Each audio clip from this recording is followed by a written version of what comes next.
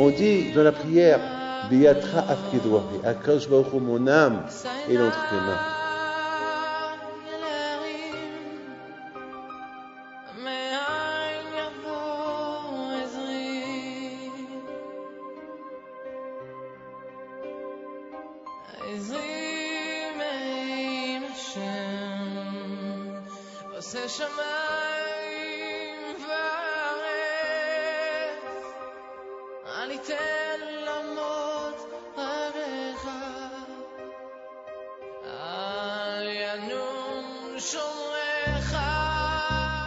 Bonsoir,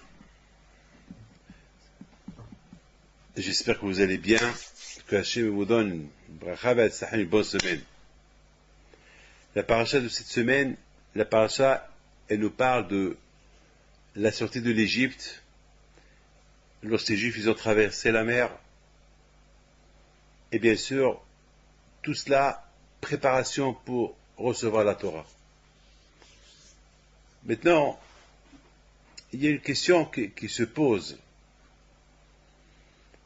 Quelle est la raison pourquoi Hakadosh Baruch Hu, il a voulu encore frapper une autre fois Paro en dehors de l'Égypte? Il doit avoir une raison. Vous savez très bien que Paro, l'histoire de l'Égypte, c'est une histoire qui est un peu spéciale, la sortie de l'Égypte. Il faut savoir que Hakadosh Baruch Hu, tous les miracles qu'il a fait en Égypte, uniquement pour montrer aux Égyptiens de l'époque qu'ils étaient des idolâtres, je parle il y a à peu près 3000 ans, que Paro il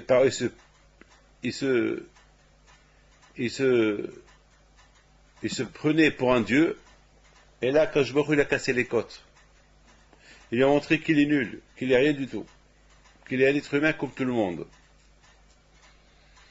Et Akadosh Baruch Hu, il a voulu faire oublier aux Juifs les 400 ans d'esclavage, parce que vous imaginez,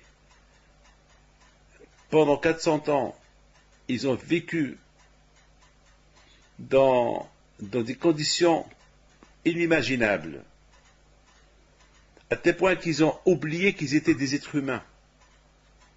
On faisait d'eux de tout.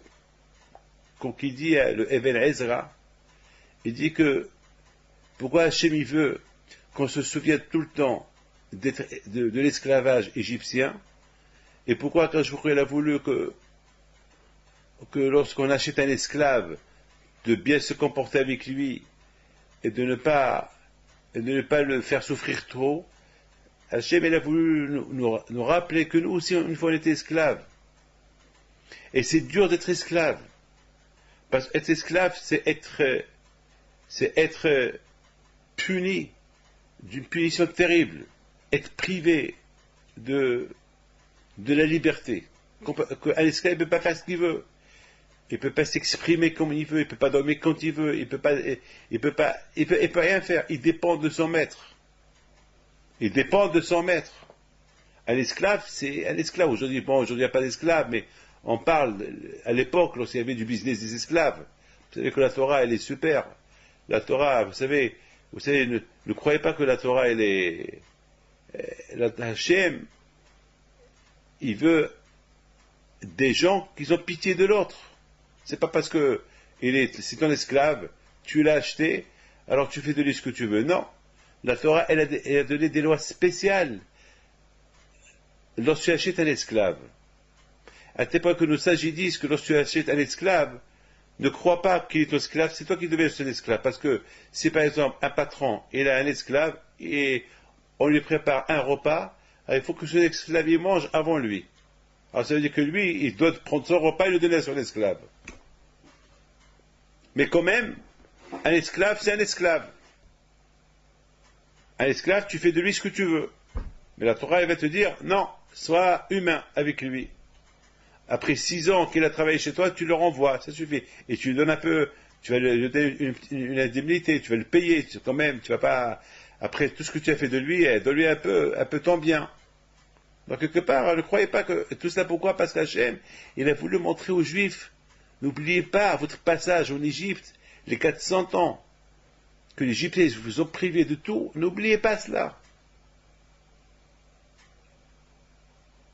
Et surtout la Torah, elle a donné notre mitzvah super. Al-Tita'if Mitzri, il ne faut pas détester un Égyptien. Pourquoi? Ki guerre parce que tu as habité chez lui.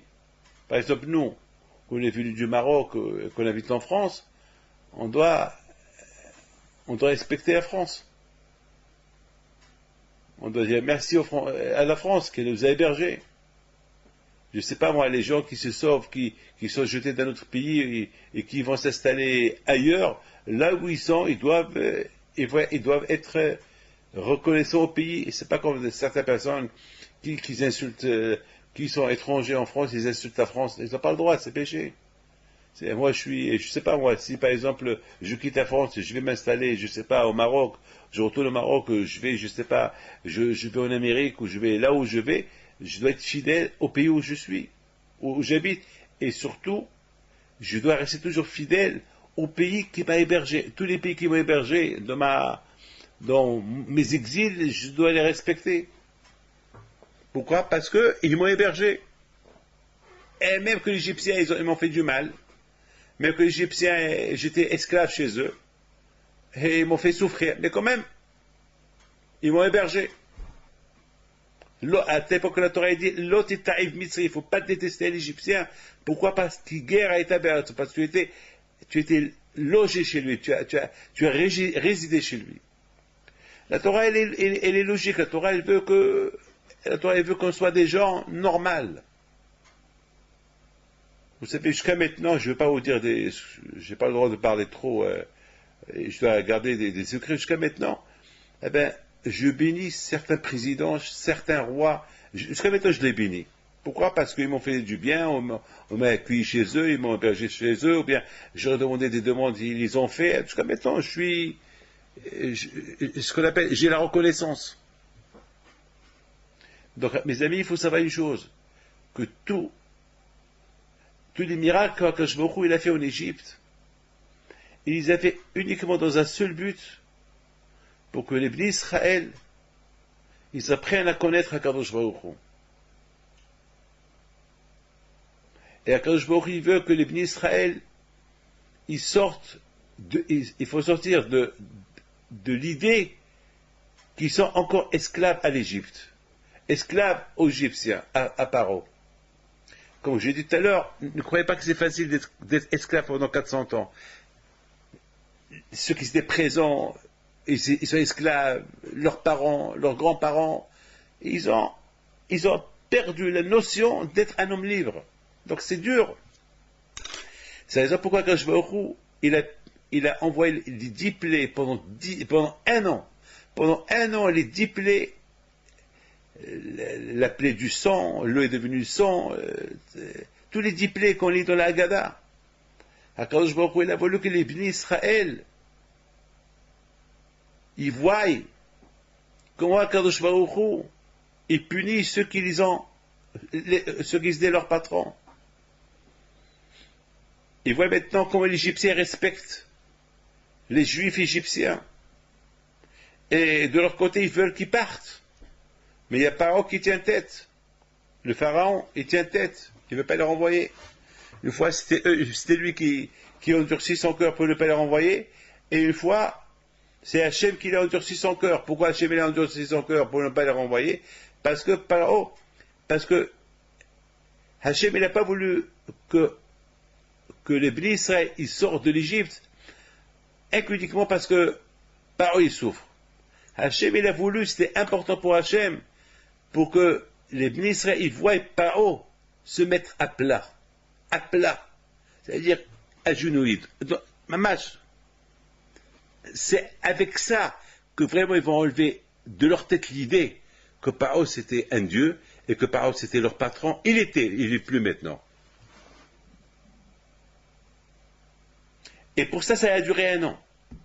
Parce que si Hachem voulait en finir avec Pharaon et son peuple, il l'aurait déjà fait. Mais Hachem, il a voulu doucement, doucement. Hachem, il a voulu montrer au Pharaon et aux Juifs, en même temps, que Hachem, c'est lui le maître du monde. C'est lui qui a créé le monde. Et tout dépend de lui. Et c'est lui qui lui peut faire les changements. Et tout ce qu'il veut peut le faire. Et que Hachem, c'est lui le Balabait, c'est le patron du monde. Qu'il n'y a pas de nature, il n'y a pas de nature. La nature, elle appartient à Hachem. Et Hachem, il peut transformer la nature, il peut la changer. Hachem, il peut tout faire. Et c'est important. Vous savez très bien, pour apprendre à conduire, ça prend du temps. C'est pas quelqu'un qui vient, je sais pas, du Sahara, on lui dit conduis la voiture, il ne sait pas. On lui apprend, ça prend du temps. Surtout s'il ne sait pas, s'il vient du Sahara, il ne connaît rien du tout, il sait même pas, il n'a jamais vu une voiture de sa vie. Mais nous, plus ou moins, on voit des voitures qui passent. Donc déjà, psychologiquement, on peut apprendre facilement. Mais quelqu'un qui ne connaît même pas l'existence d'une voiture, ou un monsieur qui ne sait même pas piloter un avion, on lui dit viens pilote. Pilote un Boeing 745. 747, c'est impossible. Un job jet, ou bien, je sais pas, c'est impossible. Et c'est même pas c'est quoi là, un avion.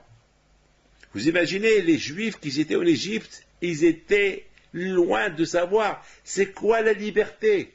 C'est quoi un homme libre? C'était impossible dans leur tête, d'imaginer, de s'imaginer qu'ils sont libres. Même qu'ils sont libres, ils n'arrivent pas à croire qu'ils sont libres. Et ça, c'est comme, vous savez quoi? C'est comme cette fameuse histoire du Rambam. Une fois, Rambam, lorsqu'il était conseiller du roi, une fois, il y avait un ministre qui était jaloux de lui, et il dit au roi, mais pourquoi tu donnes l'importance à Rambam? Alors le roi, il dit, mais tu vois, Rambam, c'est un homme intelligent, il a apporté beaucoup au pays, il est super, il est bien, il est intelligent, et en plus, c'est mon docteur, c'est mon médecin personnel. Regarde, il y a quelque temps, j'avais quelque chose dans la tête, il m'a opéré la tête, aujourd'hui, personne ne peut opérer la tête, lui, il a ouvert la tête, il m'a soigné. Alors, le ministre là-bas, il était tellement jaloux de Rambam, il a dit, écoute-moi, je conteste son intelligence. Maintenant, j'ai envie je veux que je l'affronte devant tout le monde. Je veux que lui, il fait quelque chose de spécial. Et moi aussi, je veux montrer quelque chose que je vais inventer, quelque chose de spécial qu'on va voir. Et on va laisser le peuple juger qui est le plus intelligent, moi ou lui. Le roi, il dit, bien, on va appeler Rambam. Le roi, il appelle Rambam. Tu es d'accord? N'oubliez pas que la Iloula de Rambam, c'était la semaine dernière. Le 20, je pense, la semaine dernière. Donc, finalement, on appelle le Rambam le 20 Tevet, pardon. C'est sa Iloula. Ce même jour, c'était la Iloula de Rabbi Yaakov Sarah et du Rambam. Alors, on appelle le Rambam, et le Rambam, il vient. Oui, Majesté, qu'est-ce qu'il y a? Ben, il y a mon premier ministre, il veut t'affronter. Lui, il pense qu'il est plus intelligent que toi, et lui, il voit pas ta place ici au palais. Le Rambam, il dit au roi, Majesté, moi, je ne veux pas le contester, s'il veut ma place, qu'il la prend. Moi, je quitte le palais. Moi, je suis là pour servir mon roi, Majesté. Mais si lui, il ne veut pas que je sois là, je m'en vais. Alors le ministre, il dit, non, justement. Mais on veut montrer au monde que tu n'es pas super. Parce que les gens, ils croient que tu es super. Je vais montrer au monde que on est plus intelligent que toi. Et vraiment, on n'a pas besoin de toi ici au palais. Tu n'es pas de chez nous et il faut partir. Bon, ils se sont arrangés, ils se sont donné un temps, un délai, tel et tel jour, devant le public, chacun va venir avec une démonstration qui va montrer son intelligence. Bon, le rabbin me rigole. Je te montre quoi? Ben, je sais pas, invente quelque chose, fais quelque chose. Le rabbin il me regarde, il rigole. Il dit d'accord, je te laisse. Fais ce que tu veux. Je peux savoir qu'est-ce que tu veux montrer au monde, de quoi tu es capable de faire. Eh bien, le Messie dit, je veux prouver au monde que je peux changer la nature. Le Rambam lui dit, changer la nature, ça c'est Hachem seul qui peut changer la nature. Personne ne peut changer la nature. Ça, c'est personne. Changer la nature. Quoi? Transformer quoi? La mer, elle est à sa place. Le ciel, il est à sa place. Les animaux, ils sont à leur place. Moi, je suis un homme, je suis à ma place. Mais tu peux être un homme et tu peux te comporter comme un animal, ça oui.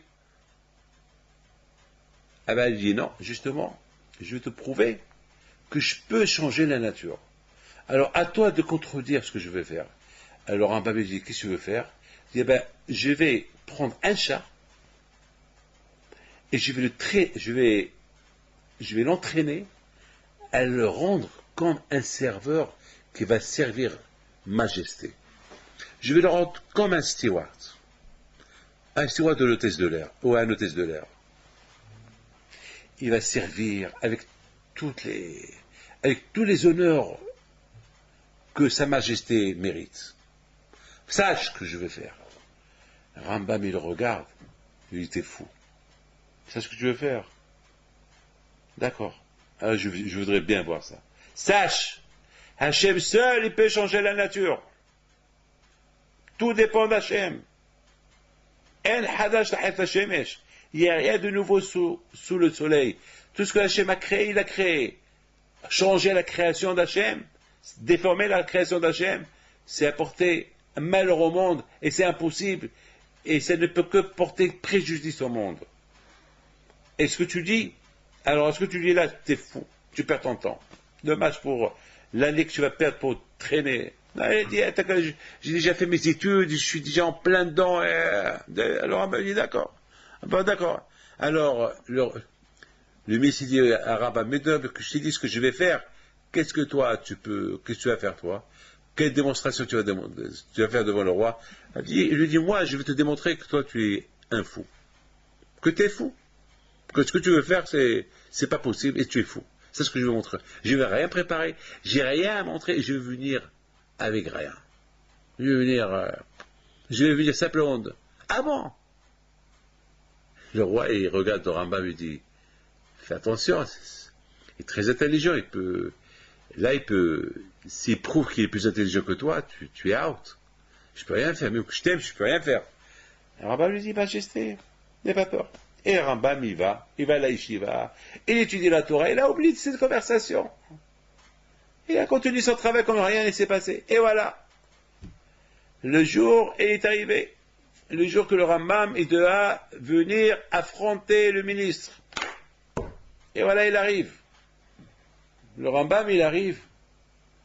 On vient lui annoncer, le roi, il t'attend. Et le Rambam dit, il a préparé quelque chose. Il a préparé une petite boîte. Et dans cette petite boîte, il a mis une souris. Ça vous fait rire, hein? Une souris.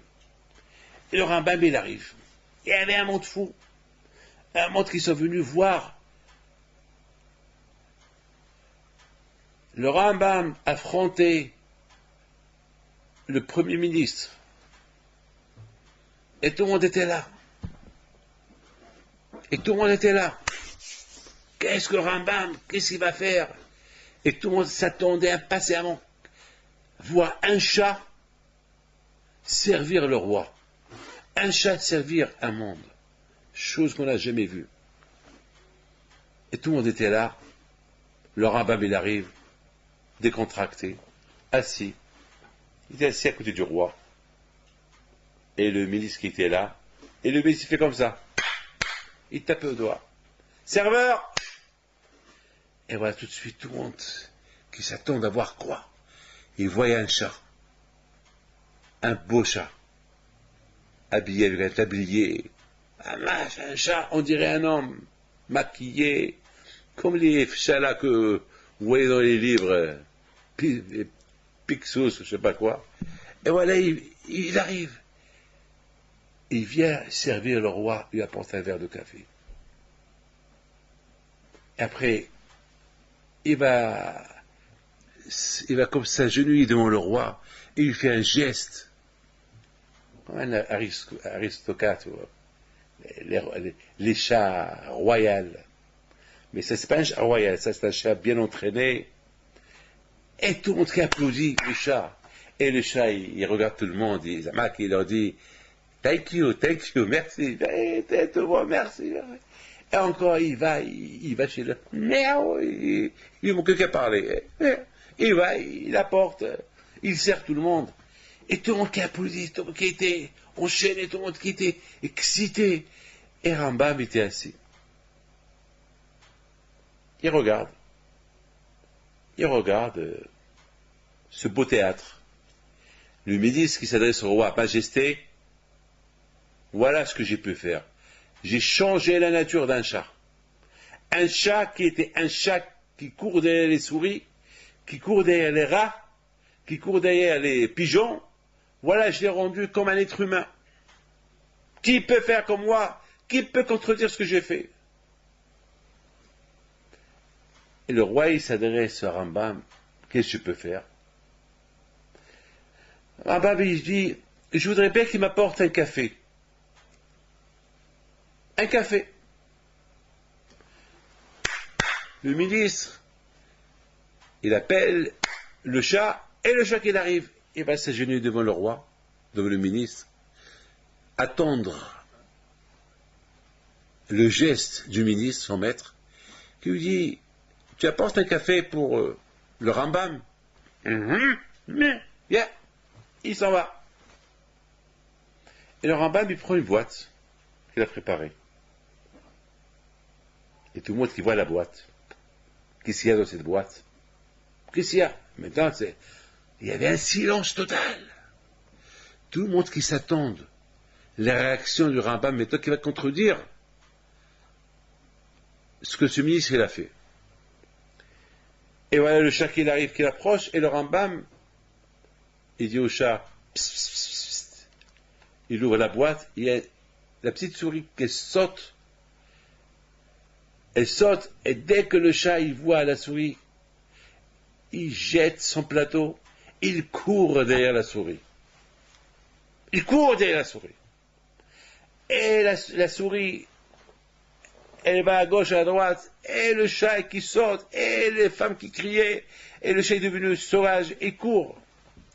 Le Rambam, il regarde le roi et lui dit, Majesté, un chat, c'est un chat. Hachem, il a créé en lui une nature, et personne ne peut lui envahir sa nature. Il peut devenir un serveur, mais il restera toujours un chat. La preuve, voilà. Hachem, il a mis dans sa tête qu'il court derrière les rats, les souris. Depuis qu'il est né, il court avec tout ce qui va bouger, il court. On ne peut pas lui enlever ça de sa tête. Impossible. Parce que c'est ancré dans sa tête. Hachem, il a créé l'homme qui soit un homme. Mais l'homme, il peut devenir un chat, mais il est toujours un homme. Il peut se comporter comme un chat, mais c'est un homme. Le jour qu'il veut décider d'être un homme, il sera un homme. Mais un chat, il restera un chat. Il ne peut pas devenir un homme. C'est la preuve que le seul qui parle, c'est l'homme. C'est quoi? Qu'est-ce qui fait de l'homme qui fait partie de Dieu? Parce qu'il parle. Quand Hachem il parle, l'homme il parle. C'est une chose qu'il n'y a pas chez les animaux. Ils ont un langage à eux, mais sans parole. C'est tout. Nous ne connaissons pas leur langue, eux ils ne comprennent pas. Eux, à la rigueur, ils peuvent comprendre notre langue. Mais nous, on ne peut pas comprendre leur langue. Eux, ils peuvent comprendre avec les gestes. Donc, ils vont d'après les gestes. Mais un chat, il restera un chat. Rabotai, mes amis, pourquoi je vous raconte ça? C'est parce que c'est la raison pourquoi Kadosh Baruch Hu, il a voulu enlever de la tête des Bnei Israël l'idée de l'esclavage. Parce que c'était tellement ancré en eux, l'idée de l'esclavage, que ce n'était pas possible. Il a fallu Hachem qui montre au Bnei Israël que lui, il est le maître du monde. Il peut changer le temps. Il peut tout changer. La preuve, il a fait une chose extraordinaire. Lorsqu'il a envoyé les animaux sur les Égyptiens, les animaux ne touchaient pas les Juifs. Tous les 10 plaies qu'ils ont reçus, les Égyptiens de l'époque, les Juifs, ils n'ont pas reçu aucun coup. Donc, quelque part,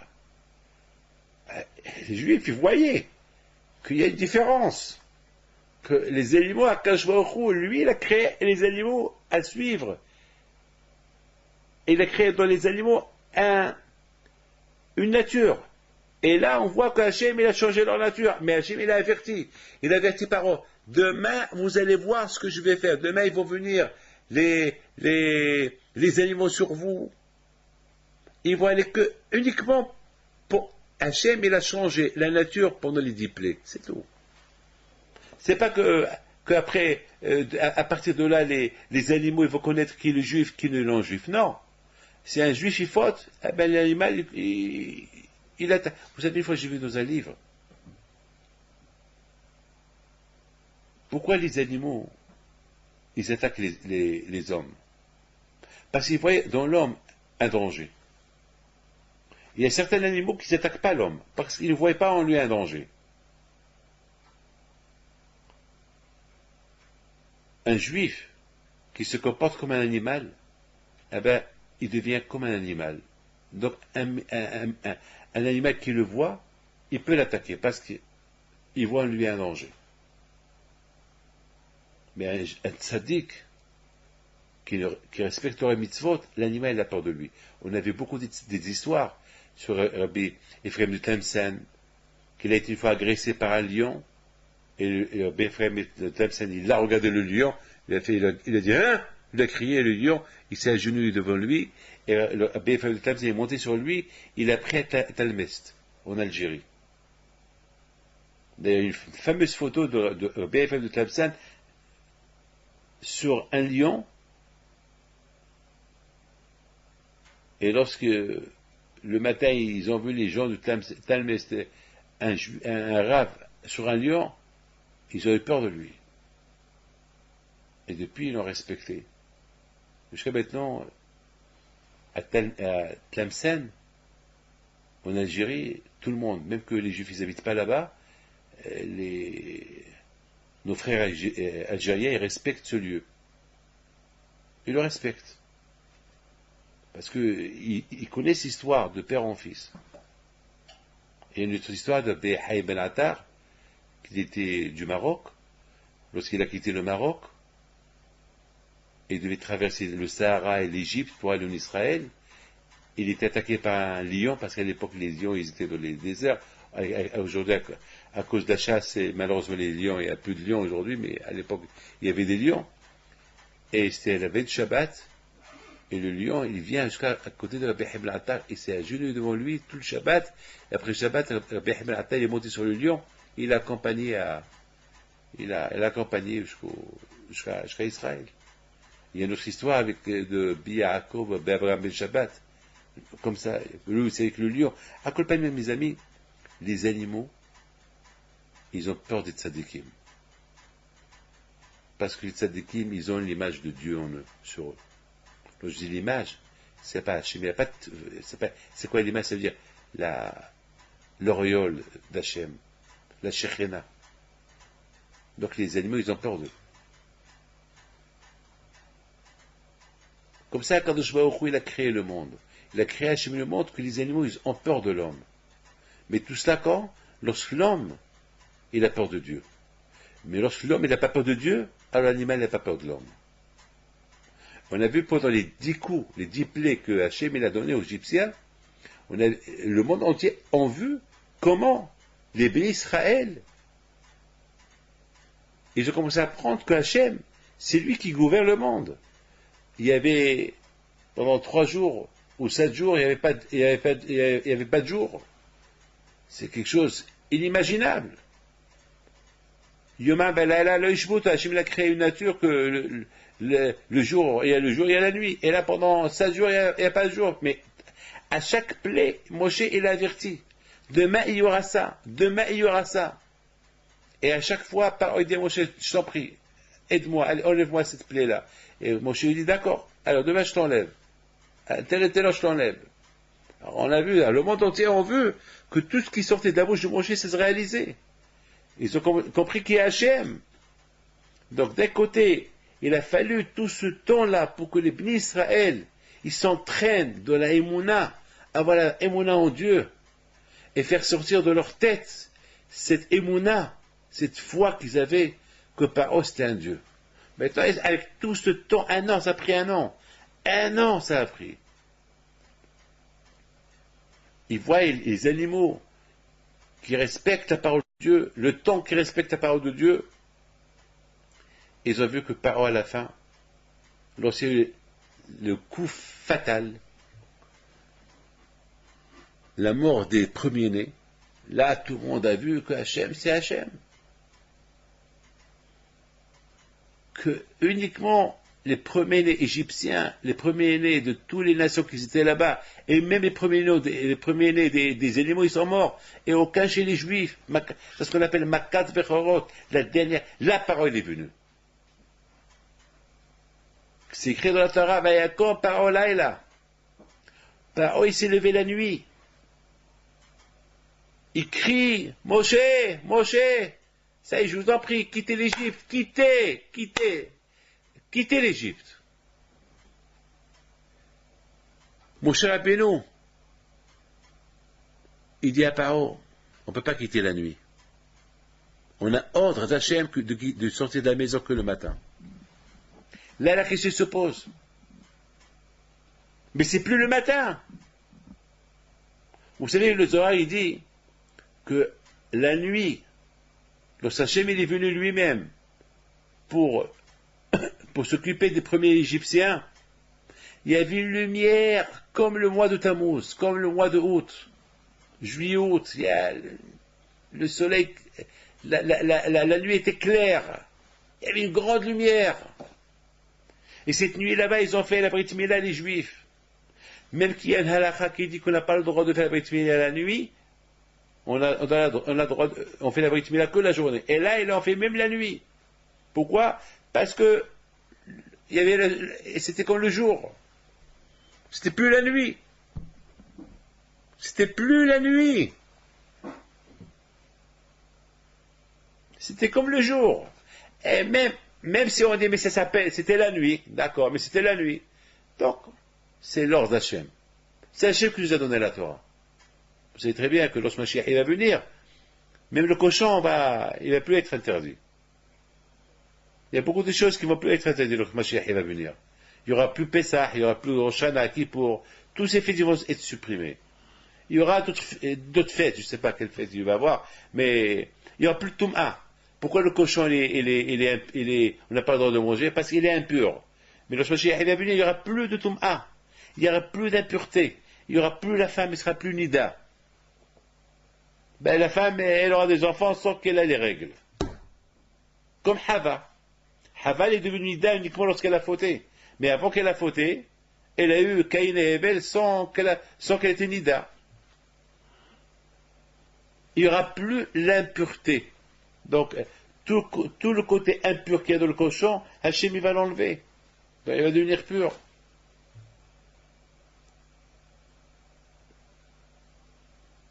Donc Hachem, il sait ce qu'il fait.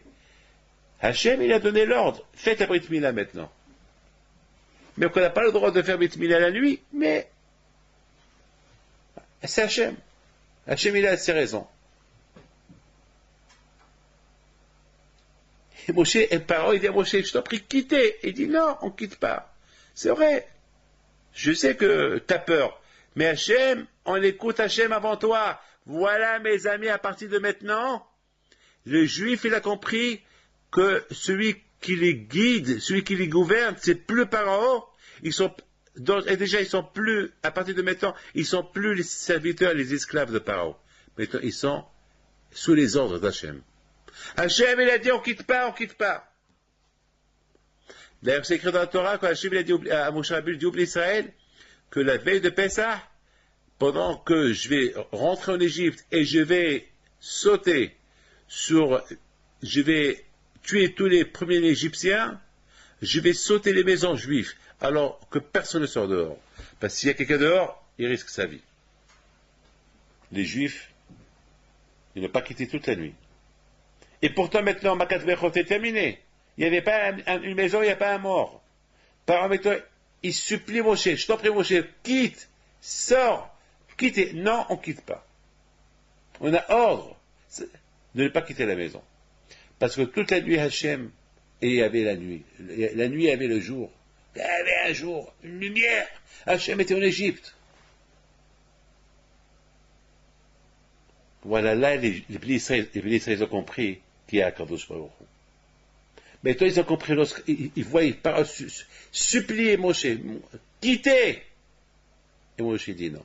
Et le lendemain, lorsque les Bnei Israël, ils se sont tous réunis pour quitter, ils ont vu.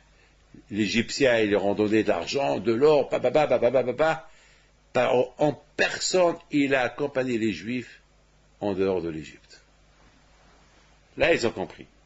Et tous les Juifs qui venaient chez Paro, c'est ton parent? Oui, c'est mon parent. Alors on quitte. On quitte, tu sais, hein? Oui, je sais. Partez. Allez-y servir votre Dieu. Moi, je suis avec rien du tout. Tous mes enfants, ils sont morts. Tous les premiers que j'ai sont morts. Et moi aussi, je suis après. Prie pour moi pour ne pas que le bon Dieu change la vie qui me tue. Je t'en prie. La fête de Pessah, il s'appelle Pessah. Vous avez compris maintenant pourquoi quand je vois il a fallu. Il fallait un an.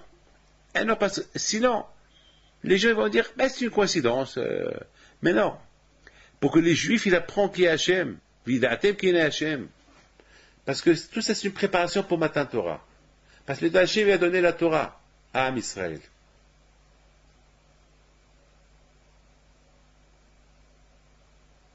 Nos sages, ils disent que Hakadosh Baruch Hu, il a dit à Moshe Rabbeinu, dis au Bnei Israël,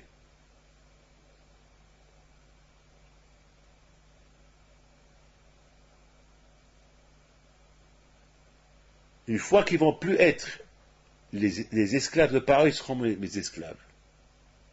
Alors maintenant, écoutez bien, comment voulez-vous que les Bnei Israël, ils vont respecter Torah et Mitzvot, et que ça va être ancré en eux?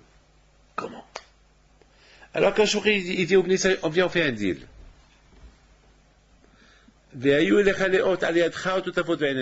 Chaque matin on met tefillin. Dans les tefillin, pour se rappeler de la sortie de l'Égypte. Pour se rappeler qui est Hachem.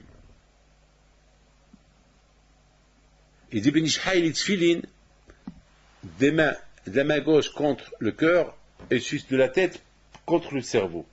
C'est-à-dire pour être Mesha'avet, c'est-à-dire pour Hachem, il veut qu'on met le cerveau et le cœur au service d'Hachem. Il dit Benishhaï que le cerveau, c'est la maison de l'intelligence, la maison de l'intellect. C'est là où il y a tout. De la tête. Le cerveau, le moa. Alors Hachem dit voilà, vous êtes des esclaves à Paro. Votre tête et votre cœur, ils servent Paro. Mais toi, je veux votre tête et votre cœur pour moi.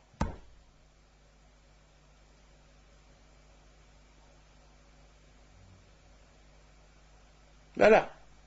Hakadosh Baruch Hu, il a acheté les Bnei Israël. Hachem dit aux Bnei Israël, écoutez, Juifs, écoutez, vous êtes des esclaves. Vous voulez votre liberté? Comment vous allez être libre? Jamais vous allez. Ça fait 400 ans que vous êtes esclaves. Alors, il faut acheter votre liberté. Eh bien, pour acheter votre liberté, moi je vais acheter votre liberté. Je vous libère. Alors si j'achète votre liberté, c'est-à-dire que vous allez m'appartenir. Alors si vous allez m'appartenir, il faut faire ce que je vous dis de faire. Mais moi, je ne veux pas faire de vous des esclaves, comme Parole l'a fait de vous. Moi, je veux que vous vivez comme des gens bien. Je vous donne des mitzvot à faire, et c'est ça le travail que vous allez faire pour moi. En général, on achète un esclave, on le rend esclave. Il travaille nuit et jour. Hachem dit, moi je vous achète, j'achète votre liberté, je vous libère, et je vous donne la Torah. Je vous donne une image. Imaginez-vous quelqu'un qui est emprisonné, et qu'on lui donne la prison à vie, l'esclavage, il vit dans des conditions terribles dans la prison. Et un jour, quelqu'un riche, un roi, il vient chez lui et lui dit, je vais te libérer. Je vais acheter ta liberté. Et non seulement je vais acheter ta liberté, mais je vais te donner une villa. Je vais te donner une Porsche. Je vais te donner $1 milliard. et je vais te donner de quoi vivre des milliards d'années.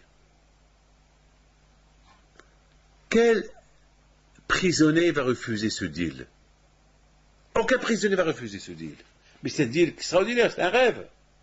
Ben ça, ce qu'Hachem a dit au peuple d'Israël. Hé, Juifs, je vous libère de l'Égypte, je vais acheter votre liberté, vous allez devenir des gens libres, et je vais vous donner un cadeau. C'est quoi le cadeau? C'est la Torah. Et je vous donne Gan Eden, le monde futur, après 120 ans. Mais qui peut refuser ce deal? Mais étant donné que ce deal, il est un peu inconnu, parce que c'est un deal qui est inconnu. Imaginez-vous quelqu'un, il vient chez moi, dans la prison, quelqu'un que je ne connais pas, il me propose ce deal, et je crois qu'il est fou. C'est trop beau à croire. Alors quand je vois qu'est-ce qu'il a fait, il a proposé le deal, mais il a dit, mais avant que je mets le deal en pratique, il faut que je vous montre qui je suis. C'est pour ça que quand il a montré qui il est, c'est là que les Juifs ont commencé à croire. Ah, c'est un super deal que Hachem nous a proposé. Là, ils ont commencé à voir comment, quand c'est lui le balabait, c'est le propriétaire. Il a montré ça aux Juifs, il a montré ça aux Égyptiens. Donc, les pays d'Israël, ils n'avaient pas le choix. Parce que c'était un bon deal. Ils ont accepté ce deal, c'était un super deal. Donc, ça a pris 49 jours. De la sortie de l'Égypte jusqu'à Matan Torah, il leur a donné. C'est pour ça que la Torah s'appelle Matan. La Torah s'appelle Matan, un cadeau. Il leur a donné Shabbat aussi, qui s'appelle un cadeau. Le Shabbat, on respecte Shabbat. Sarah Botaï, c'est la raison pourquoi chaque matin, on doit penser à la sortie de l'Égypte. Ne pas oublier ce beau deal que Hachem il a fait avec nous. Parce que tout le système, toutes les raisons pourquoi Hachem il a libéré les pays d'Israël de l'Égypte, pour leur donner la Torah. C'est pour ça qu'on dit chaque année, chaque année, on remercie Akadosh Baruch Hu pour ce qu'il a fait à nos parents. Et chaque année, on dit, chaque année, on doit se comporter comme des gens qui ont quitté l'Égypte. Chaque année, chacun il doit imaginer qu'il était esclave en Égypte et Hachem l'a libéré de son esclavage.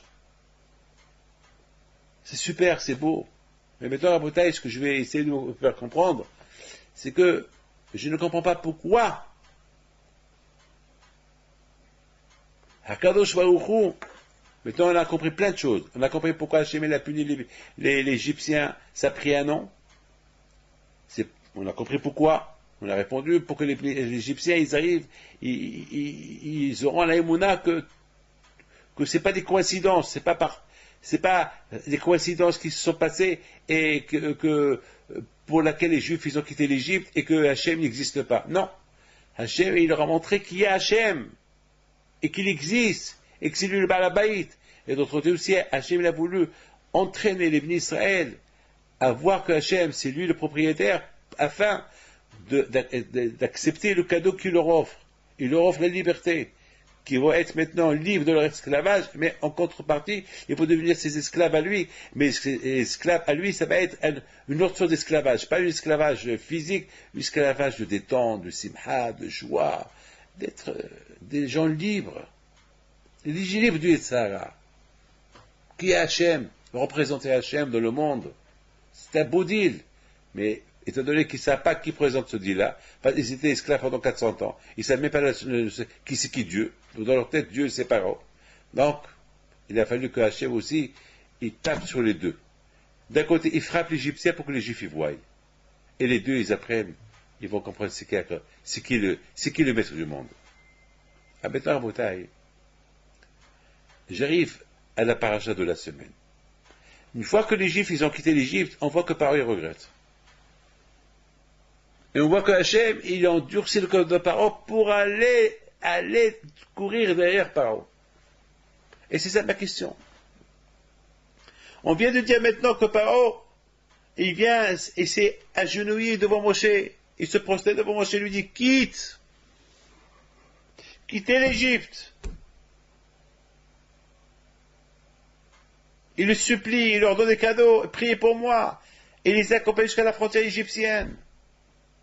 Alors je ne comprends pas pourquoi, quand je vois encore une fois, il endurcit le cœur de Pharaon pour regretter d'avoir renvoyé les Juifs de sa terre, et il se révolte, et il dit à son peuple, pourquoi on a fait une chose pareille, pourquoi on les a libérés, attends. Et aussi ils ont regretté, ils sont tous partis derrière les Juifs pour les ramener en Égypte. Mais attends, mais avec tous les coups qu'ils ont reçus, ben, c'est la folie ça, il faut être fou. C'est comme quelqu'un qui se sauve d'une prise, c'est comme un lion. Écoutez bien ce que je dis. Un lion qu'on tire sur lui, il se sauve, et ce lion-là, il retourne vers les gens qui continuent à tirer sur lui. Comment?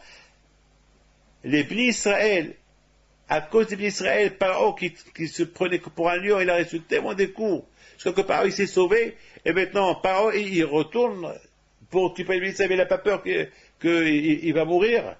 Déjà en Égypte, où il y avait plein de sorcellerie, Hachem l'a montré à Pharaon et à tous ces sorciers qui sont nuls. Il s'est vengé de tous les dieux égyptiens. Il les a cassés, il s'est moqué d'eux. Il a détruit toute l'idolâtrie égyptienne de l'époque. Et maintenant, Pharaon, il retourne, récupère. Et Hachem, il est endurci. Oui, elle retourne. Mais pourquoi? Alors, vous savez, on peut dire qu'il y a ici une injustice alors. Quoi? Après tout ce que Pharaon a reçu comme coup, encore quand je serai endurci le cœur de Pharaon pour qu'il court derrière lui, pour lui donner encore un autre coup. Mais ça y est, il a déjà reçu un coup fatal. Et d'autre côté, comment Pharaon, il court derrière les Bnei Israël. Et comme il a... Même si Hachem lui a endurci son cœur pour qu'il court, attends, il y a quelque chose qui n'est pas logique. Pourquoi Hachem tu fais ça? Alors ça veut dire qu'il y a ici quelque chose qu'on ne comprend pas. Pharaon, pourquoi Hachem, il endurci le cœur de Pharaon pour penser à aller derrière les Juifs les récupérer, c'est que Pharaon, il a eu cette même réaction. Sinon Hachem, il n'aurait pas... Attends, vous savez très bien, pour avoir de l'eau, il faut un verre. Un verre où il n'y a pas de fond, il n'y a pas de fond. Tu peux mettre là-bas toute l'eau du monde, il n'y a pas de fond. L'eau, il tombe par terre. Pourquoi Hachem il a endurci le cœur de Pharaon? C'est que Pharaon il a commencé à avoir une pensée. On dit il n'y a pas de feu sans flamme. Il y a toujours quelque chose qui a commencé. Mais si Pharaon vraiment il a fait une vraie teshuva, alors Hachem il ne va pas lui endurcir le cœur pour aller récupérer les Juifs et se venger de lui. C'est qu'il y a eu un début, quelque chose. Même s'il y a eu un début, comment Pharaon il a eu ce début-là? Mais pourquoi tu n'as pas peur? Jusqu'à tous les coups que tu as reçus, jusqu'à tout ce que tu as reçu, c'est pas assez pour toi. Tu as vu, toi-même, tu as embrassé les mains de Moshe, toi-même tu les as jetés, tu les as accompagnés sur le cadeau. Quoi, encore, tu as encore une idée, encore, tu commences encore à penser un petit regret. Et parce qu'il a un petit regret, pourquoi il les a renvoyés? Quand je lui dis, un petit regret, allez, il endurcit son cœur. C'est comme un cancer. Un cancer commence par un rien, il se développe, il tue la personne. Et c'est tout. Par où il a eu de là où... Mes amis, je pense que la leçon qu'on apprend d'ici, cette fête-là, il s'appelle Pessah. Pourquoi il s'appelle Pessah? Parce qu'Hachem, il a sauté les maisons juives et il rentre en Égypte. Il a tué que les premiers-nés égyptiens. Il a sauté les premiers-nés juifs. Ça s'appelle Pessah. Alors, et le sacrifice comme un Pessah, il s'appelle le sacrifice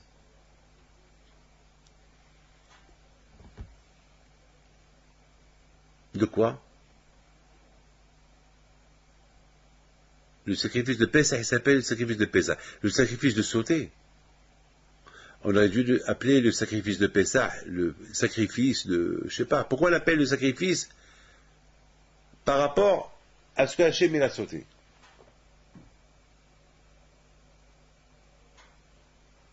On aurait dû appeler le sacrifice de Pessah un sacrifice de, je sais pas, le sacrifice de la libération.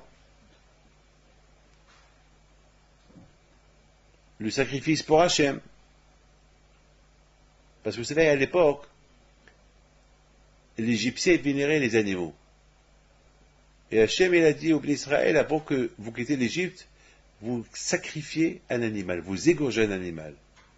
Vous imaginez les Égyptiens qui voyaient les Juifs qui égorgent leur Dieu, ils étaient incapables de rien faire.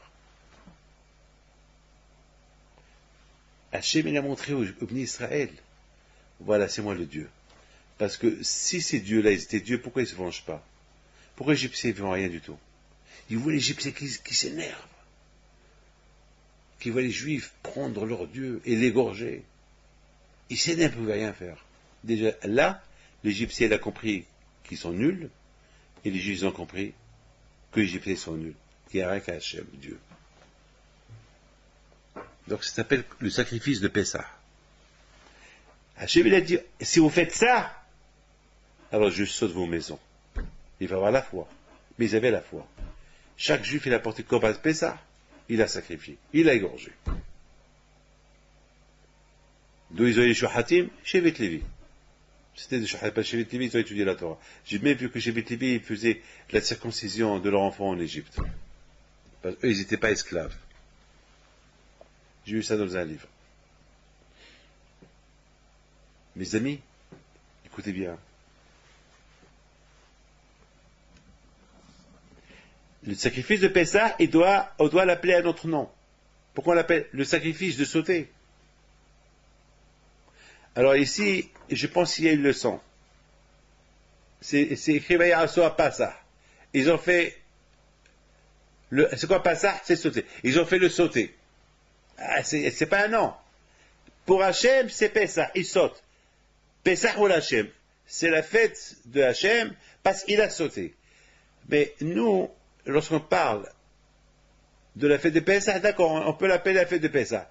Mais ils ont fait le sacrifice de Pessah, c'est pas possible. Ça devait être un autre nom.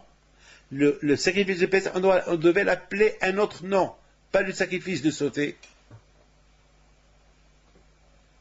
Alors, mais après une fois que les Juifs sont entrés en Israël, et chaque année, ils faisaient à l'époque le sacrifice de Pessah. Il s'appelle quoi? Le sacrifice de sauter. Et on devait lui donner un autre nom, le sacrifice de la libération, le sacrifice de la fin de l'exil. Mais c'est quoi? Le sacrifice de sauter, il s'appelle Korban Pessah, le sacrifice de sauter. C'est pas un nom. Alors moi, je pense, mes amis, c'est quoi veille à soi Pessah? Ils ont fait Pessah. Ils ont fait sauter.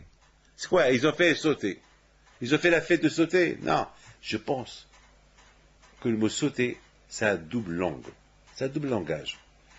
Ça veut dire, c'est quoi sauter? Sauter sur les bêtises.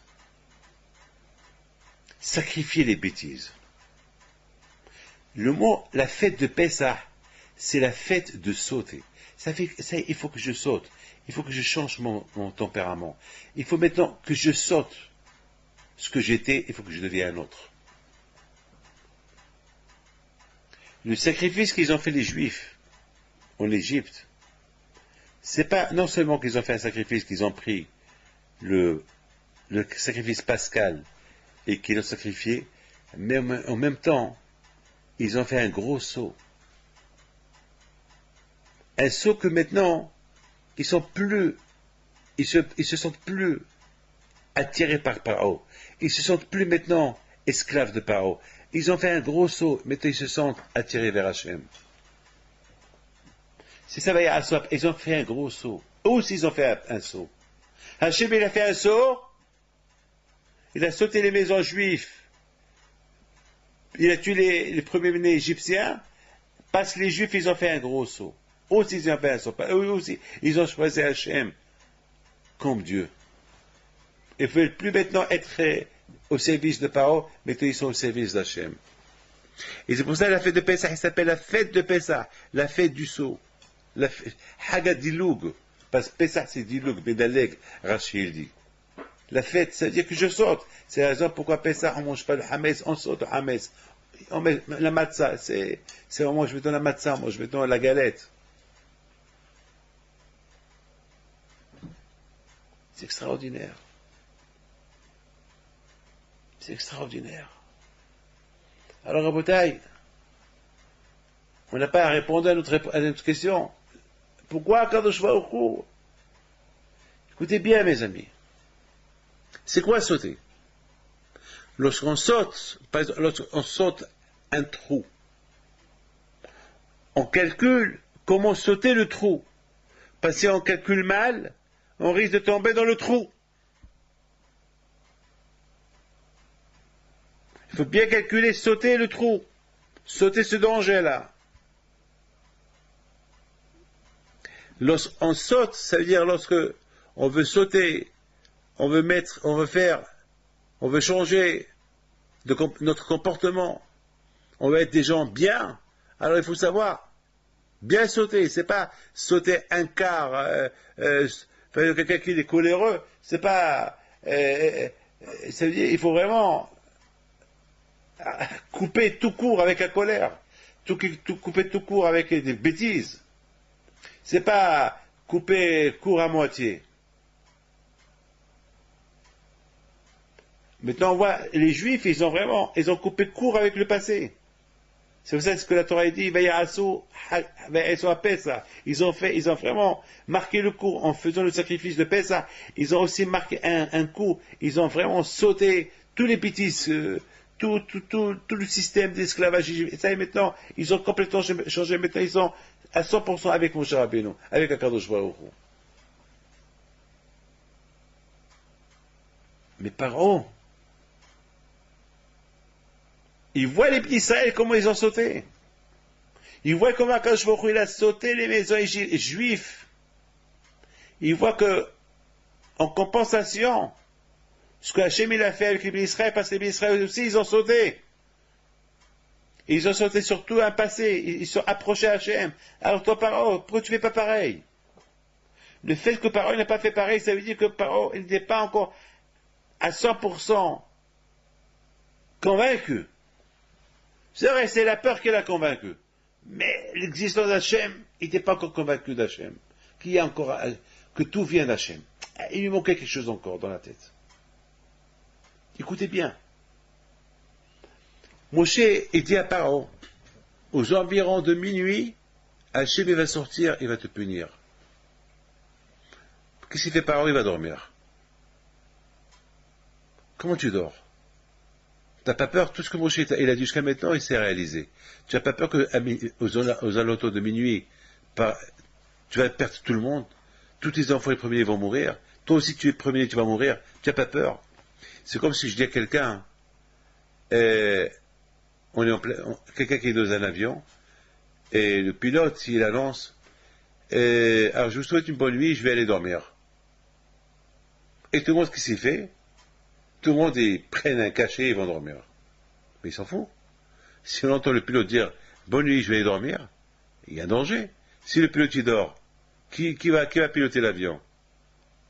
Qui va aller dormir? C'est pas logique. Paro, il sait que tout ce que Moshe Rabbeinu a dit, il s'est réalisé. Et là, Moshe, il dit, ce soir, aux alentours de minuit, tu vas mourir. Tes enfants vont mourir. Tous les premiers vont mourir. Il va dormir. Et c'est écrit lorsque les cris en Égypte, ils ont commencé parce qu'il n'y a pas une maison, il n'y a pas un mort. Paro, il se lève de son lit. Comment tu es parti dormir? Comment Paro est parti dormir? C'est pas possible. Il doit être fou. Vous savez quelle réponse j'ai donnée? Paro n'était pas convaincu. Parce qu'il a dit à Moshe, pourquoi tu m'as dit aux alentours de minuit? Pourquoi tu m'as pas dit minuit à minuit? Même que nos sages ils disent que Moshe Rabbeinu n'a pas voulu dire minuit, parce qu'il dit exactement minuit, alors Paro il va dire c'était pas minuit exactement, c'était avant ou après. C'est pour ça que Moshe Rabbeinu était intelligent, il a dit aux alentours. Même ça, je pense, ça n'a pas joué avec Paro. Parce que Paro, il a dit, puisque tu me dis aux alentours de minuit, c'est que toi-même tu n'es pas sûr. Si je n'ai pas sûr, alors je vais aller dormir. C'est-à-dire que Paro, avec tous les coups qu'il a reçus, elle est toujours un safek. Et le fait qu'il a dit il est parti dormir, je pense, cette phrase-là de Moshe qu'il a dit aux alentours de minuit, elle a poussé à les dormir. Et même lorsque tout le monde est mort, et la parole de Moshe s'est réalisée, malgré tout, une fois que les Juifs ont quitté, mais pourquoi il m'a dit aux alentours? C'est-à-dire qu'il n'était pas convaincu. C'est-à-dire qu'il y a, parole a commencé encore à se poser des questions. Alors quand je lui ai dit, tu te poses des questions parce que Moshe t'a dit aux alentours de minuit. Moshe t'a dit aux alentours de minuit parce que pour ne pas que tu dis, parce que si les Égyptiens ils savent pas mesurer exactement minuit, alors vous aurez pu dire que Moshe s'est trompé dans le calcul. Alors il a dit aux alentours de minuit pour ne pas comme ça, si c'est pas minuit, il a dit aux alentours. Et malgré ça, tu te poses des questions, pourquoi Moshe pourquoi il a dit aux alentours de minuit? Alors ça dit que tu n'es pas très convaincu. Pour ça. Alors je continue la guerre avec toi. Hachem, il renforce son cœur. Hachem, c'est comme Rochev. Il se met sur toi, par contre, tu doutes encore de moi. Alors maintenant, on va régler nos comptes une fois pour toutes en dehors de l'Égypte. Il se peut que l'histoire aurait pu être différente. Mais maintenant, l'histoire, elle est comme elle est. Le fait que Paul a dit, il a eu des doutes sur la parole de Moshe Rabbeinu. Alors quand je vois quand on dit les pétah hadrobetz, quelqu'un qui commence, vous savez que un tzaddik, le Satan, il ne peut pas l'affronter. Mais le Satan, il est à la porte. Tant que le tzaddik, il est tzaddik, le Satan, il ne franchit pas les portes. Mais le tzaddik, il ouvre une porte, il commence à écouter la shonara, il commence à faire une bêtise, le Satan, il rentre doucement, doucement, pour affaiblir le tzaddik et le faire fauter. Ben, c'est ce que Paro, il a fait. C'est vrai que Paro, il a accompagné les Juifs jusqu'à la porte de l'Égypte. Très bien. C'est vrai que par maintenant, il a embrassé les mains de Moshe Rabbeinu. Très bien. C'est vrai que par maintenant, il a donné des cadeaux aux Juifs. Très bien. Il leur a dit, priez pour moi. Très bien. Mais une fois qu'ils sont partis, il a commencé à réfléchir. Il a commencé à dire, cette phrase qu'il m'a dit Moshe, aux alentours de minuit, c'est qu'il n'était pas certain. Pourquoi il n'a pas dit minuit? Le fait qu'il ait dit aux alentours de minuit, ça veut dire que lui-même, il n'est pas certain à quelle heure ils vont mourir les premiers-nés. C'est que même leur Dieu n'est pas très sûr à quelle heure il va les tuer. Il n'a pas dit Hatzot, il n'a pas dit minuit. Alors ça veut dire que le Dieu juif, le Dieu qui m'a donné tous ces plaies, tous ces coups-là, il n'est pas très très fort. Parce que pourquoi il ne m'a pas dit Hatzot? Et surtout, à la porte de l'Égypte, il y avait là-bas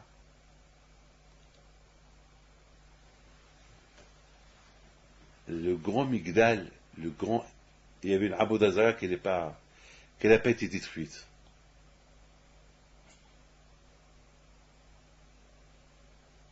Ah, le dieu de Ammon.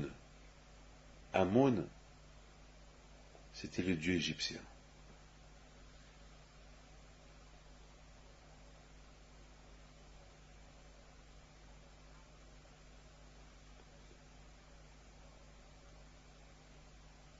Et Akash-Baruch il a fait d'une manière qu'il n'a pas détruit le dieu égyptien qui était en dehors d'Égypte. Pour que par eux, ils croient. Ah, si tous les dieux égyptiens sont tombés, ce dieu n'est pas tombé, c'est qu'il est fort. Alors ça a renforcé l'idée que par eux, il va les suivre. Pour les convaincre. À retourner en Égypte. Sinon, il leur fait la guerre. Et à voter, je termine.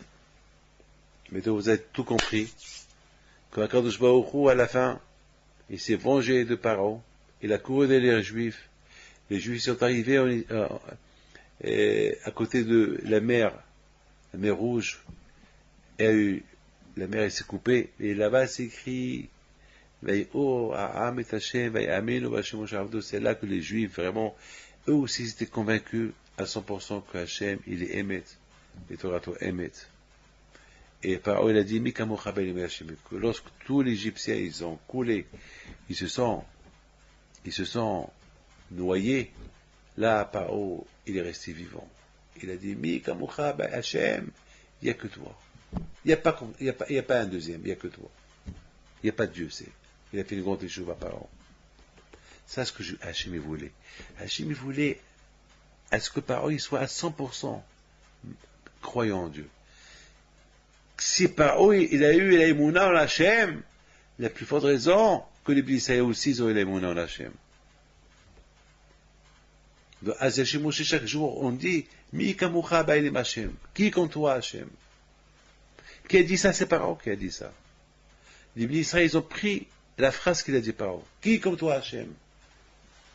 Alors, si Paro, il a découvert à la dernière minute que Hachem, c'est lui le tout-puissant, lui, c'est tout, et le coup qu'il a préparé dans la mer, c'est la folie.